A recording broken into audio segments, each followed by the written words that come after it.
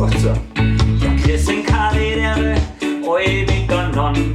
Ich bin's, der VC aus dem Tiroler Unterland.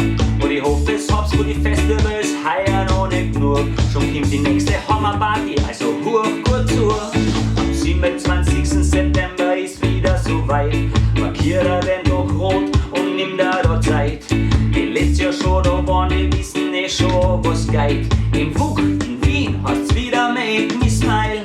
Die ersten zwei Acts werden von der Firehouse Club Act. Und der Willimann ist der erste, der da drüber flext. Weiter geht's noch mit am Act von der Able Vibrations Crew aus Italien. Raphael, higher live am Stu.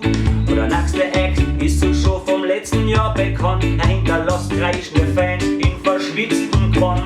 Oder Raub mit Barefoot Basement, jeglichen Verspann. Wir proudly present, mi Vater aus Deutschland. Und ich find es der Headliner heuer mehr als dazu passt. Weil bei ärmere Shows mehr als 90% Durchfahrt. Wer sie schon mal gesehen hat, der war noch gescheit bedient. Ich sag gleich Mighty Vibes, heuer live in Wien. Boom!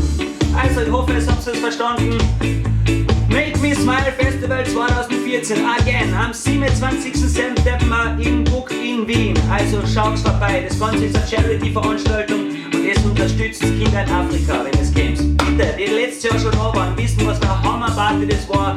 Also ladet euch ein, Verwandte, Geschwister, Freundinnen, Omas, nehmt euch mit, echt, machen wir fette Party again. Also, von meiner Seite her, ich bin der Fauci, wir werden auch wieder den Aftershow Floor rocken, so wie letztes Jahr, gescheit Party. Also big up an eure Acts, so far big up an die Make Me Smile Crew.